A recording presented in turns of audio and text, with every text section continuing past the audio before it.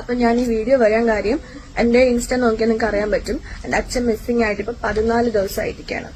Correct പറഞ്ഞാൽ May 21 last 10 മണി വരെ call എടുക്കുന്നുണ്ടായിരുന്നു. എന്നും വീട്ടിൽ നിന്ന് ഇറങ്ങുന്ന പോലെ ഇറങ്ങിയതാണ്. കേശവദാസപുരത്ത് പോകണമെന്നാണ് ഞങ്ങളോട് പറഞ്ഞത്. അങ്ങനെ 10 മണി വരെ സംസാരിക്കുന്നുണ്ടായിരുന്നു. കാരണം എനിക്ക് ഹോസ്പിറ്റലിൽ പോകേണ്ട ഒരു കേസ് ഉണ്ടായിരുന്നു. അപ്പൊ അച്ഛനെ വിളിച്ച് ഞാൻ പറഞ്ഞു. അപ്പൊ അമ്മേന്റെ കൂടെയാണ് പോകുന്നത്. അപ്പൊ ശരി ഓക്കെ, എന്നിട്ട് അമ്മേന്റെ അടുത്തും പിന്നെ വിളിക്കാന്നൊക്കെ പറഞ്ഞ് വെച്ചതാണ്. പിന്നെ അതിനുശേഷം ഫോണ് പരിധിക്ക് പുറത്തായിരുന്നു. പിന്നെ സ്വിച്ച് ഓഫ് ആയി.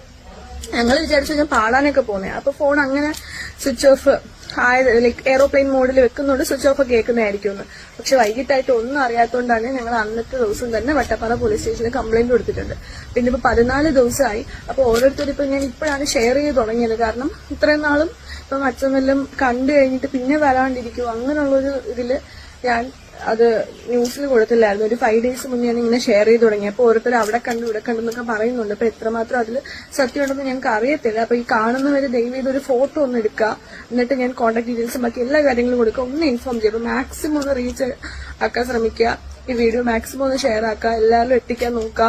പിന്നെ ഇപ്പം എനിക്ക് പ്രധാനത്തുള്ള ഇൻഫ്ലുവൻസേഴ്സിനോട് പറയാനുള്ളത് ദയവ് ചെയ്ത് ഒരു വീഡിയോ ചെയ്യുക, അങ്ങനെയെങ്കിലും കുറെ ആൾക്കാരിലോട്ട് എത്തും. കാരണം ഞങ്ങൾ അന്വേഷിക്കാൻ പോകുന്നുണ്ട്. അപ്പോഴും അവിടെ ഈ സാധാരണ ആൾക്കാർ ആരും ഈ കാര്യങ്ങളെ കുറിച്ച് അറിഞ്ഞിട്ടില്ല.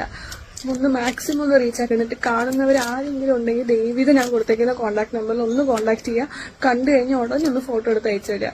14 ദിവസമായിട്ട് ഇതുവരെ ഞങ്ങൾക്ക് കൃത്യമായിട്ട് ഒരു വിവരവും കിട്ടിയിട്ടില്ല. അതുകൊണ്ടാണ് ഈ വീഡിയോ ഞാനിപ്പോൾ ചെയ്യുന്നത്. Thank you.